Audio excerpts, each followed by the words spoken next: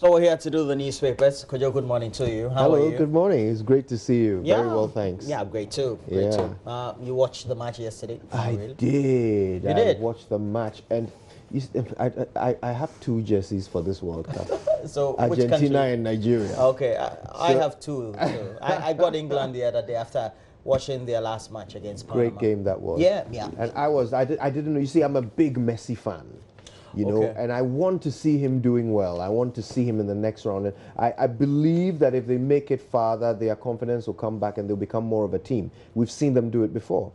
That's Argentina. But then, of course, I want Nigeria to make it. I want them to make history. So I was conflicted throughout the game. When Argentina scored first, I didn't know how to feel.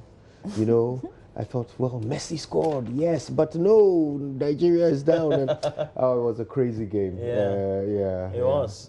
I think that sometimes the concentration of the African teams is always a problem at the international stage. That's true. But That's let's see true. how it goes.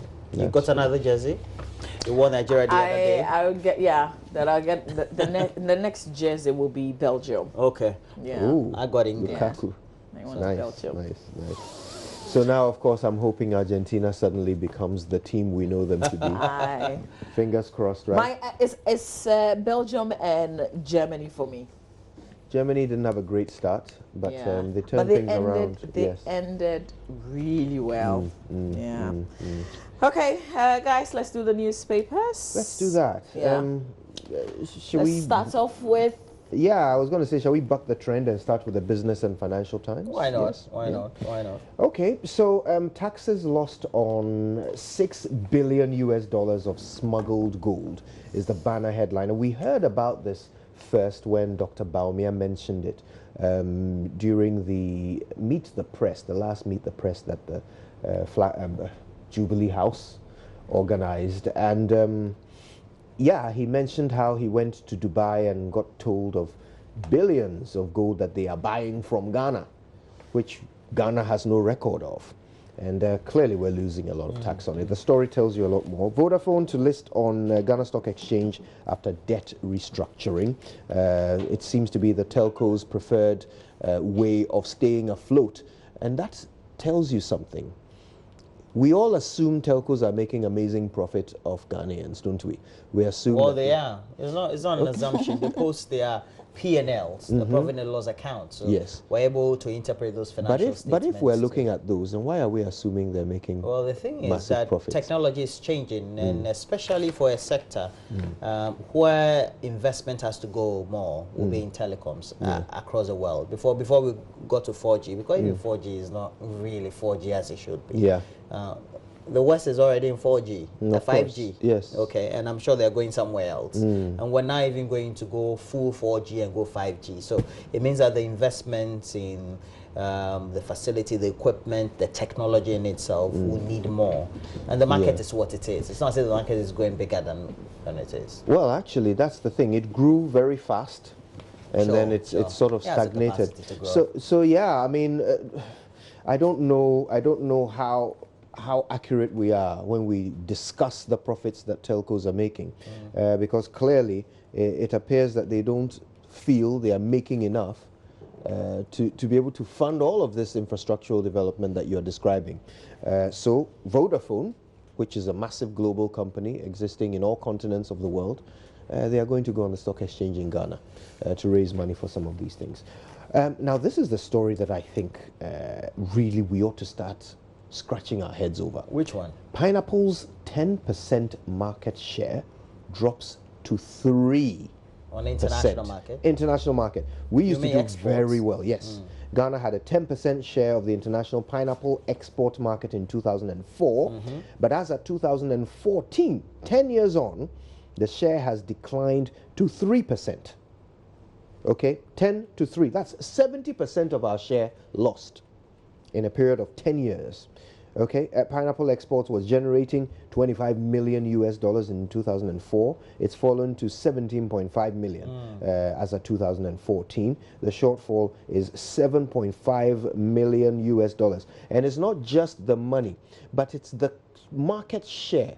Other countries are eating our lunch and we're not doing much about it. Now, here's the part that I really got concerned about. Now, this is a University of Ghana Business School report, and it attributes the situation to some challenges in the agriculture sector, some challenges that the agriculture sector has long been facing, including, and here are the challenges: changes in climatic conditions, land acquisition problems, escalating prices of fuel, and shortages of fertilizer and agriculture inputs. Now tell me, which of these 4 things is not within the remit of Ghanaians to control?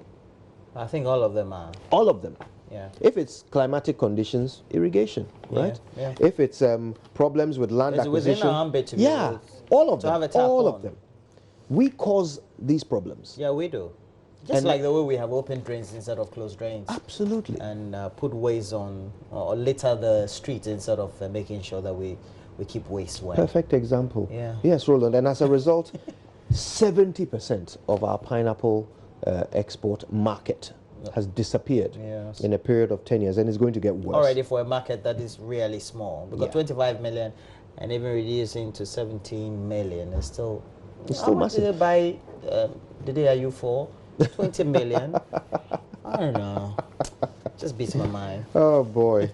Yeah. And that's a whole industry. Yes, but you see, it's our dominance of the international market which is the big problem here. People used to buy Ghanaian pineapple. Now we're saying we can't produce enough for you. Yeah. Mama V has the Ghanaian Times. Mama V, will you do the Ghanaian Times Sure. for us? Front page of the Ghanaian Times newspaper. Commission of Inquiry report creates 6 new regions. Commission recommends to government. That story on page 16 comes with a picture of Justice S.A. Brobe, who chairs that Commission of Inquiry. Also, Alhaji Muntaka holds Kennedy, Japan, before Parliament's Privileges Committee. Government launches rearing for foods and jobs. And then Ekweadonko files suits at Supreme Court, seeks removal of President and the Vice. And she is her own lawyer. She's not asking for anybody's assistance. She says lawyers are not judges. She's going to face the judges by herself. That story is here in the Ghanaian Times newspaper. Also, Nigeria headers, farmers' conflict highlights squeeze on land. But let's go to page 16, a bit of that story on page 16. The Commission of Inquiry into the creation of new regions yesterday presented its report to President Akufo-Addo at the Jubilee House and recommended the creation of the Oti, Ahafo, Bono East, Savannah, Western North, and Northern East regions, in addition to the existing 10 regions. So according to the commission chaired by Justice S.A. Brobe, there's substantial demand from the public for the creation of the new regions to enable citizens in those communities to benefit directly from the government, among others. So the commission, it gives you a background of when it was formed. And fast forward, President Akufo-Addo expressed the country's gratitude to Justice Brobe and the entire 9-member commission for the work, as well as the various stakeholders who sacrificed their time and effort to make the process a success. Okay, so let's see.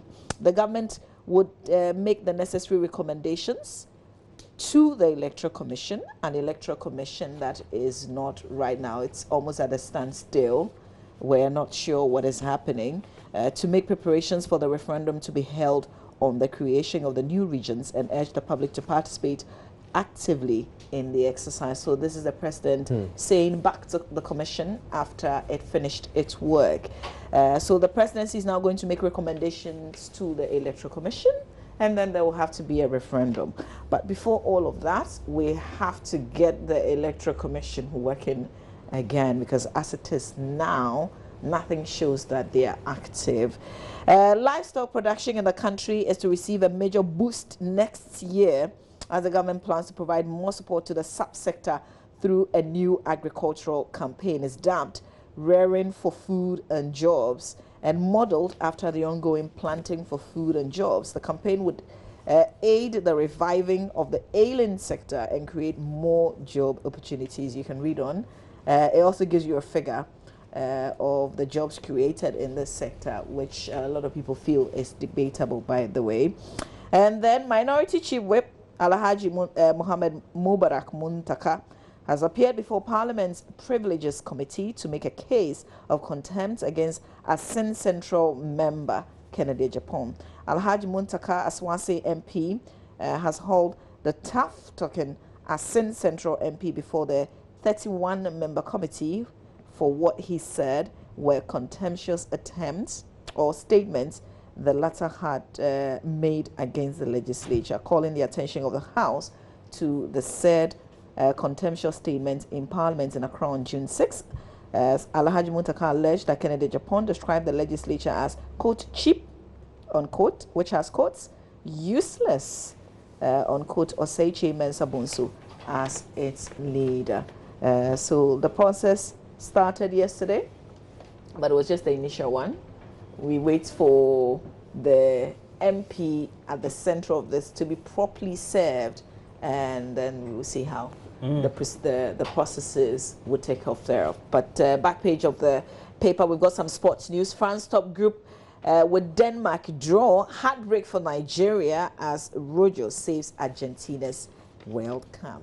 And it's got a picture of how Messi celebrated that goal. I thought he would carry the guy who scored the goal, but the guy, he went to jump on his back, and it was almost a sin. It was also emotional for him yesterday. That's it for the Ghanaian Times newspaper. Yeah, and I saw Messi defending yesterday. He doesn't really blocking shots, except it doesn't happen often. Do you, and this is not about football, it's about one of the stories that you were talking about, the 6 new regions. Yeah. You're captured in one of the regions? No, I'm wondering, can either of you explain to me the benefit of these 6 new regions? I think that the rationale of the people advocating, the people who have been spoken to, their views sought, they think that it's going to ensure that there's development. Means that there will be allocation. So when the budget is read, North and East region will get some new budgetary allocations. They have their own oversight minister, you know. So just so I understand, we currently have 10 regions. Yeah. We allocate budget to these 10.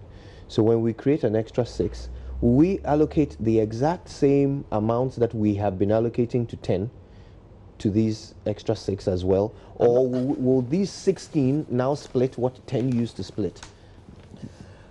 I think that the 16 will have to split what 10 used to split. So how is that an improvement well, in any way? The argument is that, and we've had Dr. Sai and others in the studio before, the argument, we also called Dr. Buafo, he's an expert in his own right in the local governance process.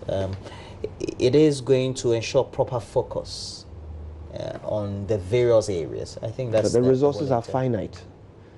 The resources are finite. So, well, anyway, it's something I'm trying to wrap my head around. You know? I've had my own reservations about whatever it is. But we're told that when the committee went round, they have a number of people, who all interest groups who want the 6 new regions. So 6 new ministers, 6 new deputies. Yes, new administrative structures. Yes. Who will all...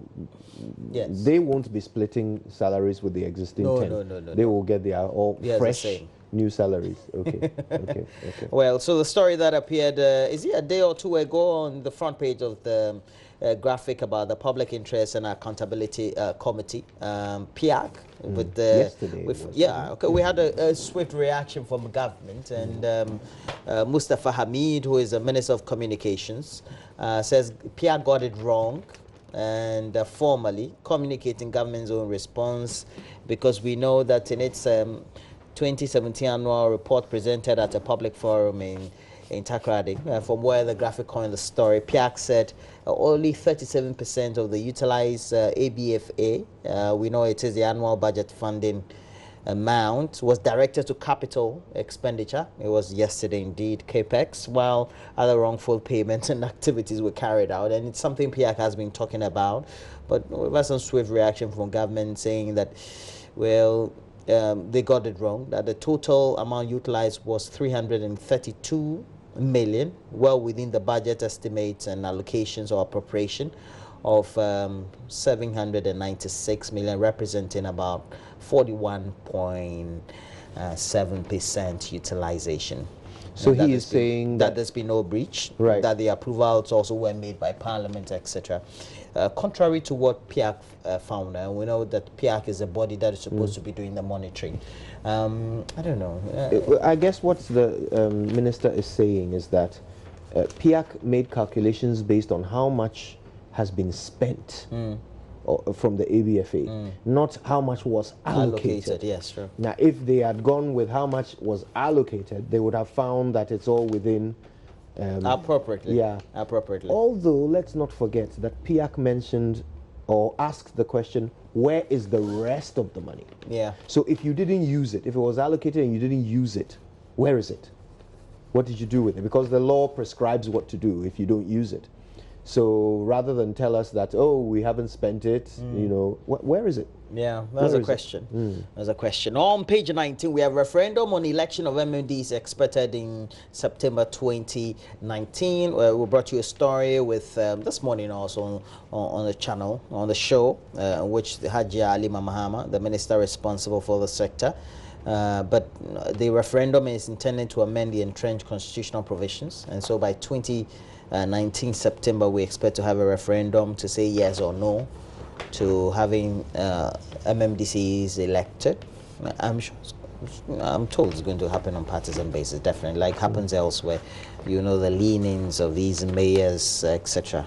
As far as we're concerned, Ikeodonko wants president, vice president to step aside. But on the back page brings us all the heartbreak that was meted out to Nigeria by a late Marcos Rojo goal, denying the Super Eagles on Nigeria the momentum to go up. So, you know, I was, at a point I was listening to the commentary on the BBC as well. And they had a reporter somewhere in Nigeria. He was watching the game. And, you know, once in a while he come with feedback, what the people are saying. After the game, he said he was looking for people to speak to, people he had watched the game with. Nobody in the stadium. No, okay, like where he was like a pub. Oh, it was bad. Everybody was sad. You could hear the sound of Okada. He said people are leaving. Reminds me when we played, is it Uruguay that eliminated us in South Africa? When we scored, was it, we were 1 goal up, something like that? I said God loved Ghana. That's what I said, and I remember I was reporting from a site. They had one of the firms had done something at trade fair, and I was there. I said, God love Ghana. I said it live on air. God love Ghana. I had so much dream that Ghana, and then we missed the penalty. Since then, Charlie, my heart's. I make sure that my emotion. Ghana is not the only country that God loves. Apparently, just like the Bible said, God created everybody on earth. So I said, I'm not sure football is one of the things. God will worry. So since then, I put my heart in a vase and cap it very well and make sure I eat and try not to go, and I always go against Ghana just to protect my feelings and everything. So how is that working for you? Oh, it works well. So this African thing about Africa, no, I don't do it. Since then I've not. So 2014 I never did it. So when Ghana went up. Are you enjoying the World Cup? Yeah, so far. Brazil is doing very well. England did massively against Panama, so I'm happy. So if England loses a game, how will you feel? Oh, it's normal. I won't feel. I don't have the way I have an emotional attachment to the Black Stars and all that. I don't have it with England. So when they lose, that's okay. I wish I knew how to do what you are doing. Yeah, you just have to be a bit impassive. You are heartless. Pretend I don't care. I am when it comes to the subject of football, Charlie. Sometimes you have to be heartless because, Charlie, when you want to think about it, football makes you so emotional. Yeah, and you have, I'm sure if you have the trait of high blood pressure, it'll go up the rafters on that evening or that day when it happens. No doubt. Well, what do you have? Well, I've got a dispatch, but I think I'm keen to talk about one of the stories you have in the Daily Guide, so I'll let you do that first. Okay. Okay, so let's look at the Daily Guide. We have the front page story, I'm not above the law, Akufo-Addo there, but Kennedy Japan shows a nice video today. The story is on page 3, and it says, firebrand member of parliament for Assin Central, Kennedy Ohene Japan, is set to show a video he claims captured A's investigative journalist Anas Aremeya Anas engaging in corruption. He said he will premiere the video he has titled Who Watches the Watchman at the forecourt of Ken City Media, the group of media stations he has, Oman FM and Netu Television, Medina, in Accra, Zongo Junction. Just go on your left. That is if you're going, you What's see the time?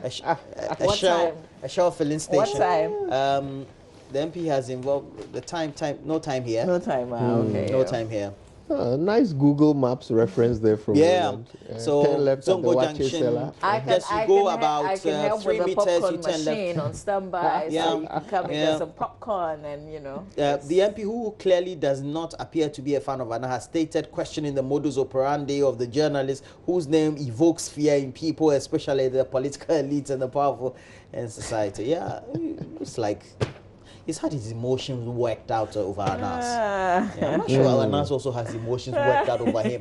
You know, like the way football, the adrenaline makes you, you're so worked out, and Asamoah Gyan is not feeling that, because, you know, there'll be dollars at the end, and you are home, tomorrow you have to wake up for work, so that's how it goes. I don't know why the media is not so interested in this new Who Watches the Watchman video like the others. Ekuadon Kosciu's, we're told, Nana Mbaumia, but story on page 3 says, I'm not above the law. Akufo-Addo, Nana Addo Dankwa Akufo, the president of our republic, has said that Ghanaians should be able to take him on if he does wrong in the course of performing his duties. Can we do that like we do for Netanyahu? I know that the wife is even being chased around for alleged corruption. You know, Israel, they can even jail their prime ministers or even former former prime ministers. They have a way of doing it. Their law allows, their society allows. In the same way, he said he will not shield any of his appointees if they go against the law, and added that the law should always be applicable without any political coloration. Yeah, only if it were to come to fruition. That's it. Is that what you wanted to comment about? This is the story I wanted to ask a few questions about. Your red pen is here. Made a few marks. Yeah. Do you know, I just wonder, will we ever get to a day as a country where we don't our leaders don't have to come and tell us that we can trust them? And we will assume that by virtue of the fact that you are in this position, the system will not permit you to cheat us. So it's not even a matter of whether we trust you or not. You can't cheat us. Will we ever get to that day? And you know, the other thing I've been thinking about is that he says here that he's not above the law and he will never shield any of his appointees. Mr. President, with all the respect I can muster, has that ship not already sailed? I mean, let's not forget, even before an investigation was done into cash for seats, the president at the Meet the Press event declared that he sees no wrongdoing in the matter. So if he sees no wrongdoing in the matter, what's the consequence of an investigation? If an investigation had come out to say that, oh, there was wrongdoing, would the president have come back and said, I was wrong? You know, so by saying that I see no wrong before an investigation is done, what was he doing? Well, the president can have an opinion. Yes, that's fine. So I think that it was an opinion he shared. I remember that Meet the Press hearing. Is it always right to share an opinion, especially when it will have an impact? It depends. Unless you say that the president influences another organ of government. Do you not think he does? By way of sharing his opinion? Of course. I mean, that organ of government has majority from his party. Are you saying that the president has no influence over parliament? We live in Ghana. There was a committee, I believe. Oh, my God. Yeah. I don't know. I don't know whether that has. I mean, on the surface or face of it, that committee has to present its findings to the House, which will then either accept or reject them. So you're saying that even for the fact that he mentions it alone is influential enough. Indeed, and that's not the only example. His minister set up a committee to look into the Bost, you know, what happened to the committee? Well, as soon as it was set up, a few days later, the same minister came back to announce that another institution, National Security, BNI, has exonerated the man. So, I mean, and we are exonerating people by declaration when we have systems. Okay, so if you then come and say you will not shield any of your appointees, it's very difficult for me to find evidence of this. Okay, let's not forget. But I don't think it's for you to conclude that, because you can share an opinion on perhaps a certain misgiving that we all have about a conclusion or an announcement made by the minister pertaining to the investigative process and its outcome. Yeah. For which perhaps we've not seen an outcome. There's no document showing this and that and all. But that is all evidence of the fact that people are not being taken through any system of accountability. Purely inconclusive. Yeah, the system is not, the accountability is not occurring. It's not happening. Okay, so when you say you will do it, you will not shield your people. It's difficult for me to find examples to support that claim. Let's not forget the one time that this government sacked people, they quickly came to assure everybody that these people they've sacked did nothing wrong. Okay, the one time that people got sacked, even then, we were told that they did nothing wrong. So it's like it's, four appointees were sacked recently. SOE heads. And indeed, all that. Indeed. So we were. It's as if the message we are being given is that nobody does wrong in this government. Okay, they did a travel ban recently. The deputy chief of staff says no one has violated the. It's an internal memo. Yes, but we've just decided to ban them anyway. Could happen.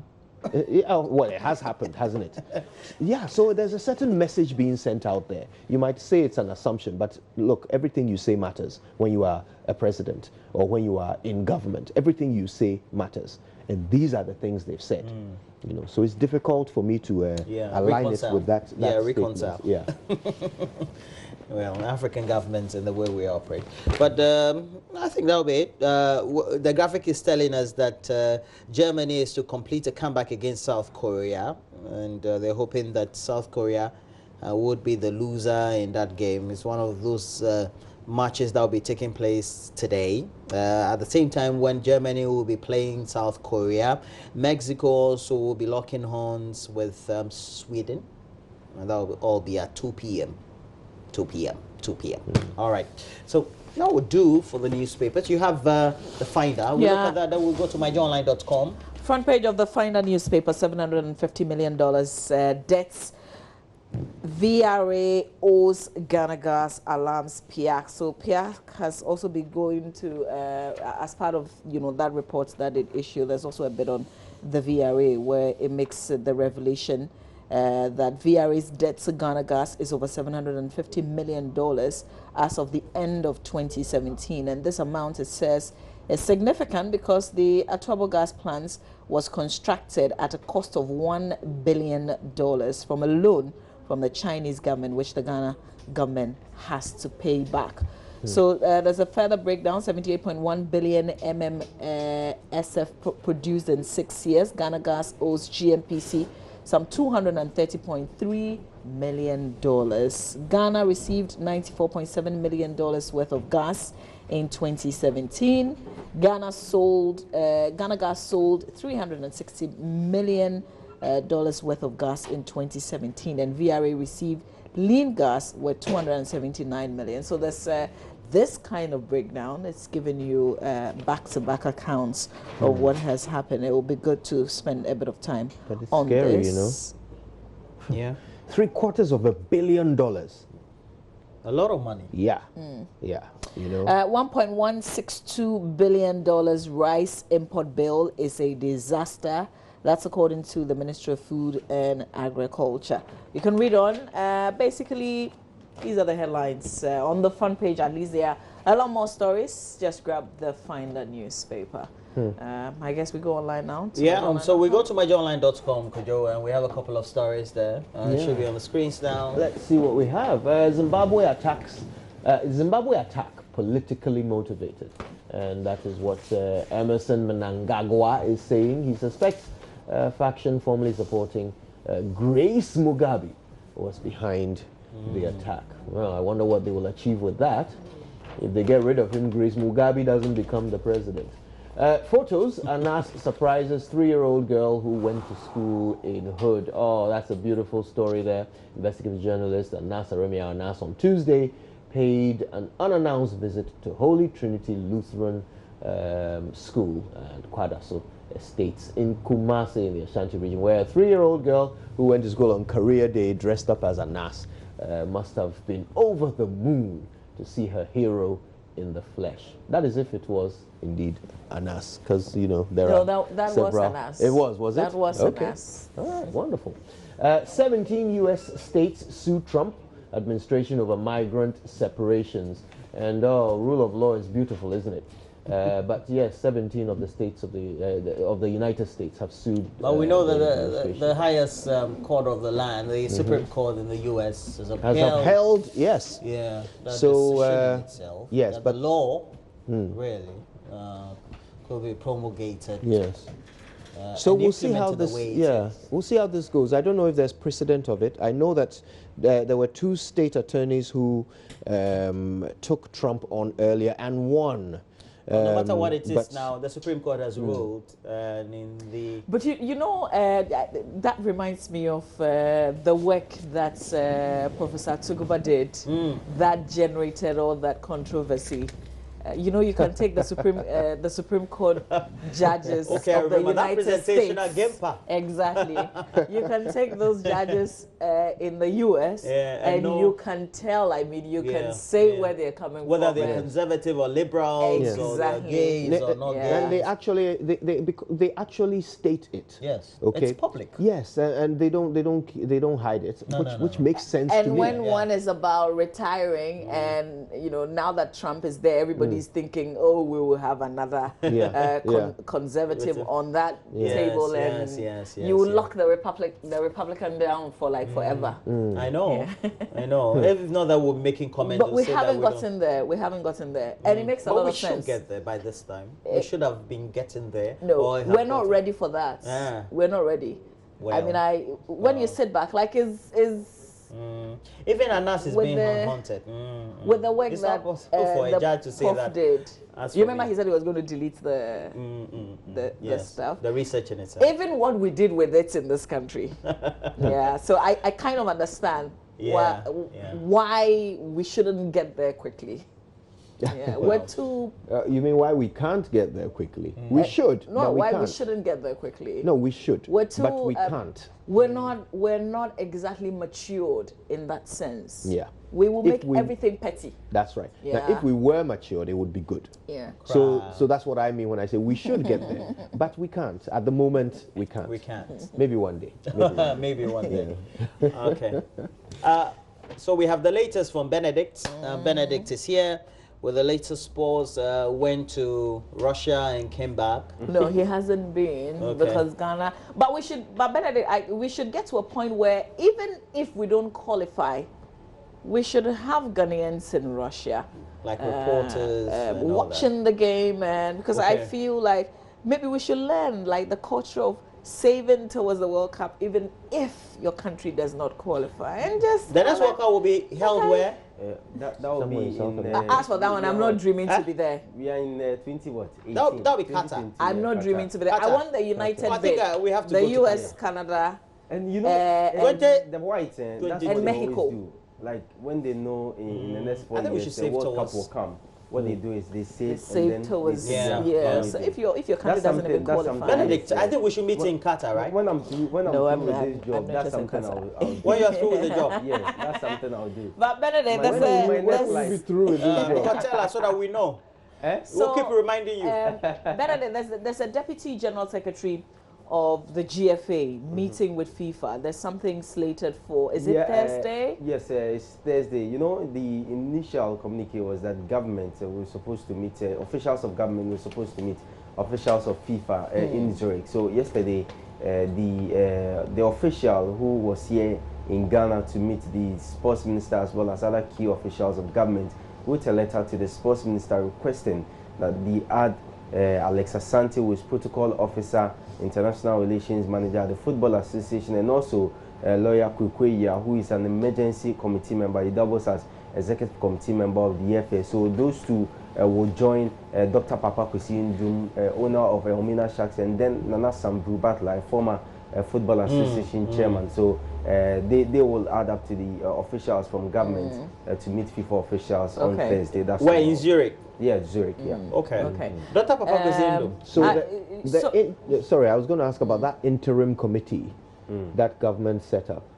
Any of their 5 members going to be attending? We're made to understand on Saturday on Newsfile, that's the deputy AG. He mentioned that there is nothing like that 5-member committee for them. They don't recognize it. So a new committee will be set. And you know, the interim committee cannot be set by government. In a communique FIFA sent to the sports minister, they mentioned that after the meeting on Thursday, FIFA with government as well as the Football Association officials will set up a committee, an interim body to run our football. Wow. But just before you go, we haven't been talking about the Black Princesses much, but they are in that World Cup in France, and we're trying to, as part of the meeting, we're trying to salvage this. Is this in your news this morning? Yeah, exactly. That's the reason why. Right, that's the reason why Alex Asante as well as Kukwei are even traveling to Zurich to talk about the under 17. That's the Black Maidens. They've also qualified for the FIFA under 17 World Cup in Uruguay, and then the Black Princesses in France. That's the under 20. All right. Okay. The other one is in Uruguay. Yeah, Uruguay is the under 17 and the under 20 is in France. And we're also hosting something later this year. But we'll leave the details to you to do, Benedict. Detailed sports right after this.